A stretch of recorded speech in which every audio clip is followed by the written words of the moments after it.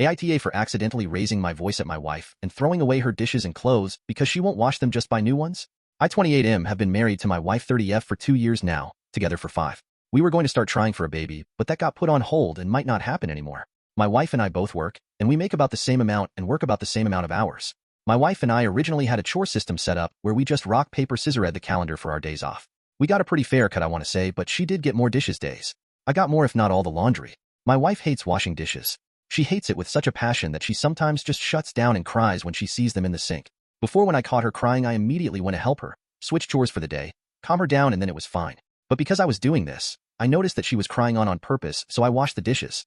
I knew she was faking it because the second I took over, her tears stopped, and she'd go do something fun that she liked without a care in the world, laughing and smiling. No wind down like before.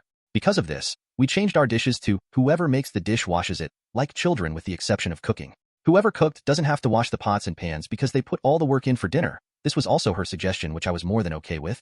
This was working out for a little while until I noticed that my wife made a lot more dishes than me and just didn't want to wash them. I asked her when she planned on washing dishes after I made dinner at her request, and she blew up on me, telling me to quite literally, fuck off.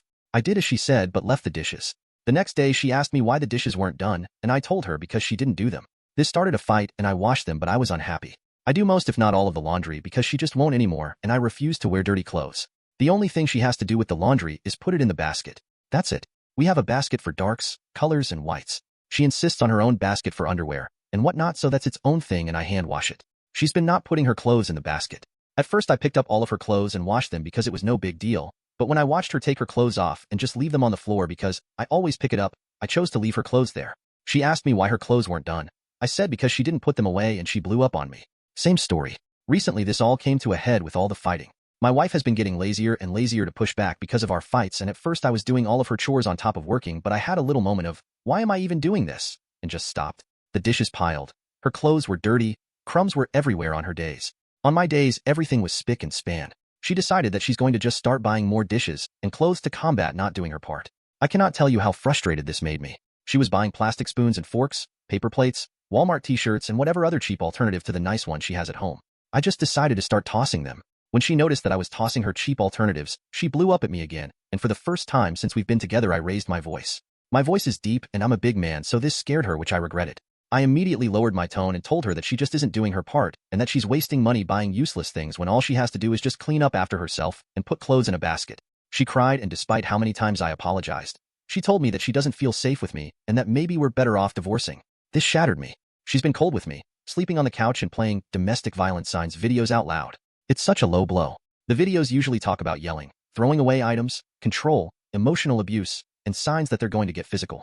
I don't think I'm wrong for what I did, but this is really wearing me down, and I've been getting some texts here and there from our families calling me an asshole, an abuser for throwing away her things and yelling at her, and that she needs to divorce me. The yelling was an accident. No one has wanted to hear what fully happened, and it's making me feel alone and a bit crazy. My friends are either staying out of it or are on her side if they're women. I've been losing friends. I feel like the asshole now. All I wanted was for her to clean up after herself. I'd never hurt her, and I've never yelled at her before, which I do regret. I didn't mean to scare her, I was just beyond frustrated because this has been building for months. I get that it was probably immature to throw away the disposables, and that I should have just cleaned up after her, but I was just frustrated. Wife started buying disposable dishes and cheap Walmart clothes after she stopped doing chores, and I didn't pick up after her. She found out, we fought. She's been cold and playing DV sign videos out loud. I feel like the asshole now, but a tiny part of me still feels like I'm not. Now on to the next story. Story 2. AITA for kicking my BF and his daughter out because of how his daughter acts when she's on her period. My BF of 2 years has an 11-year-old daughter that just started her first ever menstrual cycle 3 days ago. He has full custody of her, and they started making transitions to move in with me and my 8-year-old son about 2 weeks ago. Up until this point, everything was going fairly well. The kids got along, and I thought Diane was a nice enough kid. Anyways, she walks out of her bedroom 3 days ago and tells me she thinks she started her period and was asking me the general questions on how to wear a pad, what she can/can't do, etc. All is well. I let her stay home from school after calling my BF at work to confirm plans and give him the rundown. She was crampy. I work from home, so it was no issue. All day, she interrupted my business calls to talk about her period. It was annoying, but I just dealt with it because it's her first menstrual, so obviously there's going to be a lot of questions. This wasn't even the problem. It was what followed it. She was in a great mood all day. But as soon as my BF and my son got home from work, my home turned into a war zone. My son asked if she wanted to play with him, and she screamed in his face, "I'm on my period," and literally slammed him out of her doorway. He went flying, hit the wall, bruised his shoulder, and hit his head off the door frame. My BF went to talk to her, and she starts crying. I'm on my period. I don't want him near me. He gave her a pass for her behavior, which already pissed me off. The next day we planned a beach day, like a week ago planned it.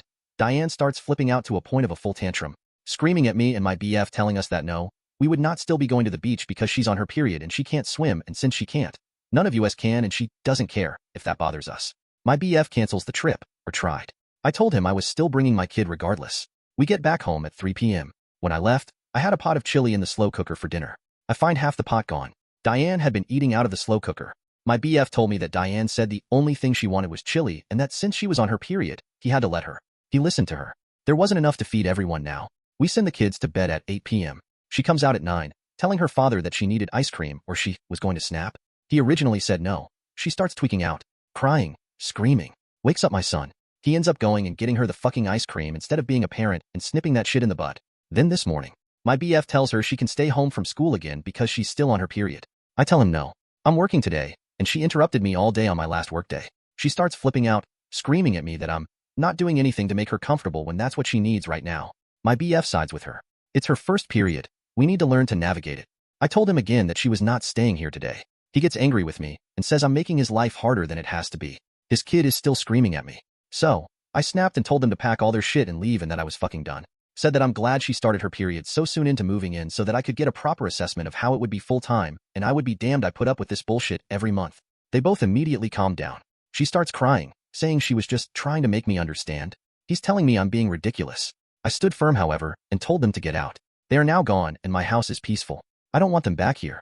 My BF has been blowing my phone up since, telling me this is just a bump in the road, but I have never been so disgusted by anyone in my entire life. AITA for not letting them return and telling him I'm done? I did speak to her about her aggression yesterday. I told her it wasn't okay to put her hands on people, to scream in my face, to demand we cater to her and break things. She says, I'm on my period. Nothing I do right now can be held against me because I have no control, which is enough to prove to me that she does have control. She's using this as an excuse. Now on to the next story. Story 3. AITA for breaking up with my boyfriend because he ignored my medical emergency and didn't visit me in the hospital. I, 25F, have been dating my boyfriend, 27M, for 2 years.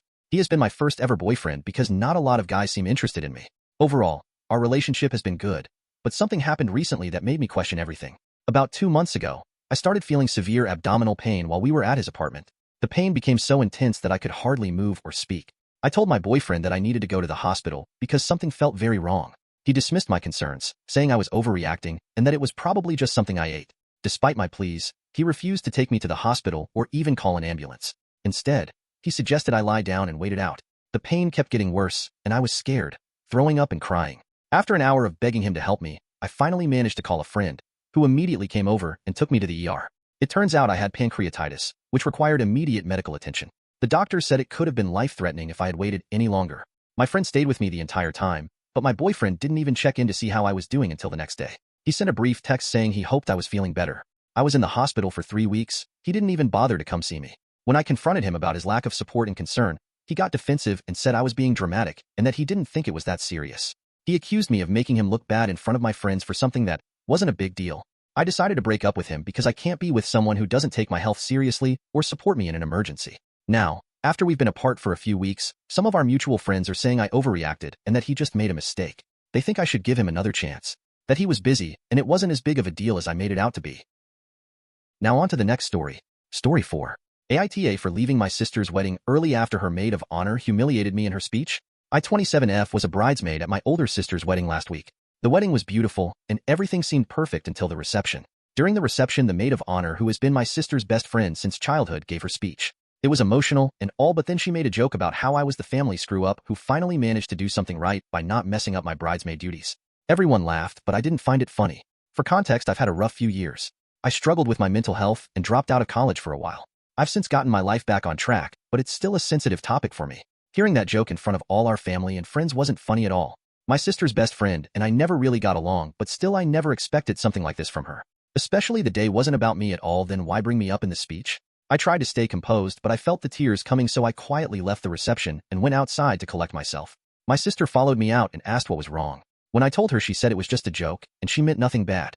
I tried to go back inside, but I just couldn't, and I ended up leaving the wedding early. My parents understand why I was upset, but my sister is angry with me. I do feel terrible for leaving, but I also feel like I had the right to feel hurt and humiliated. Edit 1. I said nothing at the moment because I didn't want to cause a scene on my sister's special day. And I can't reason with her right now because she will just ask me if I haven't been taking my meds lately because that's what she does when she's angry with me. So I'm giving her some time to maybe realize how her best friend's joke was out of line. Edit 2. Someone asked me if my sister's best friend and I argued before / did I give her a reason to do this. My sister's best friend and I never went past high. She told me before, few years ago, that she, in general, doesn't feel comfortable around someone struggling mentally because in her head God only knows what they're capable of. Since she said this / to this day, I just try to avoid her. Update. The same day I posted my dad called to check up on me and see if my sister and I had talked things out. When I told him no, he said it's better if we talk about it now and assured me that I have nothing to apologize for. If my sister thinks she has nothing to apologize for, then the least she can do is make her best friend apologize or fully realize that the joke was out of line. By the way, my brother and I met 4 days ago, and he told me that Bill, my sister's husband, didn't like the way the MOH called me a screw-up in front of everyone, and some of those who laughed voiced later that they did so out of nervousness. On Monday, my sister called me to talk. When I made it to her place, her best friend was on the phone and didn't put it down for a second. My sister started by saying that just a few years ago I would have laughed hard and not taken the joke as an insult.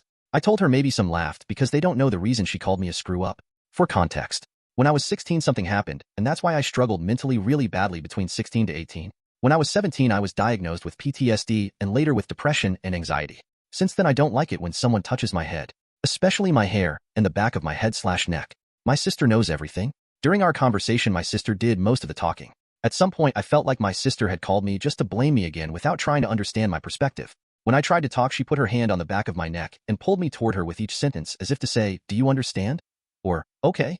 I hated it and felt irritated. I honestly kept thinking if I pushes her away would I be in the wrong? Would they just call me mental and tell family I got physical? I tried to leave, but she insisted that no one was leaving until we sort this out. She told her best friend to just apologize. She refused and reminded my sister that I was the reason her husband got angry at her on their wedding day because I couldn't take a joke, and when I tried to explain why, edit. I told her if she had focused her speech on the bride/groom then maybe he wouldn't have had a reason to be angry. She refused to listen and brushed my words off. She said, "Yeah, whatever.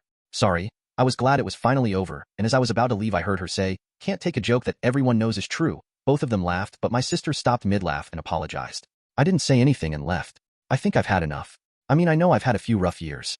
I dropped out of college for a while, fine. But I've since gotten my life back on track. My parents helped me through it all and never made me feel like a burden. At first, I was on some strong meds that made me feel tired / sleepy most of the time. After a while, I started to feel a little better with therapy and my family's support. During that period, it was me, my parents, and my brother.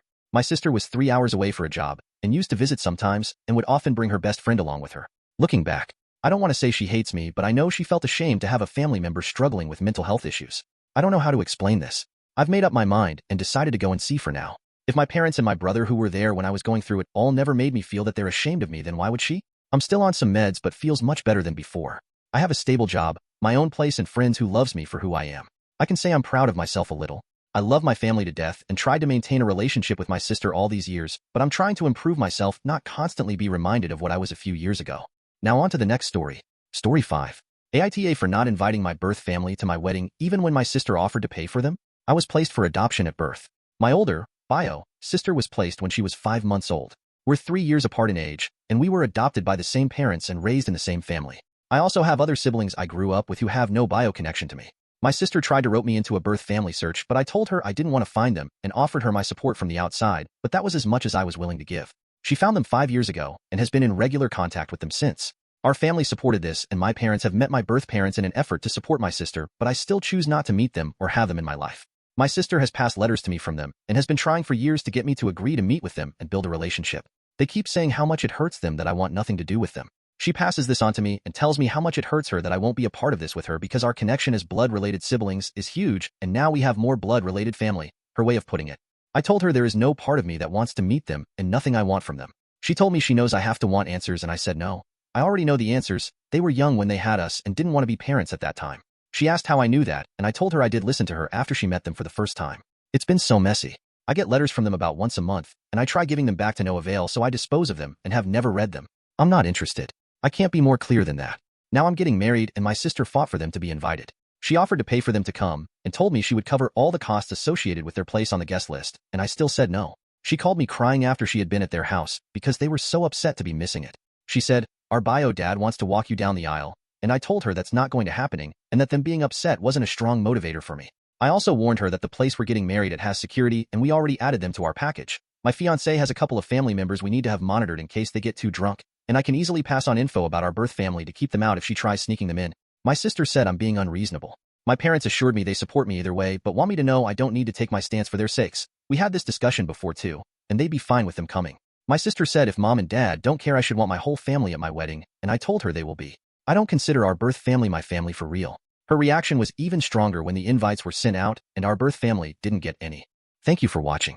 If you feel good, please follow the channel to receive notifications of the latest videos. Thank you very much.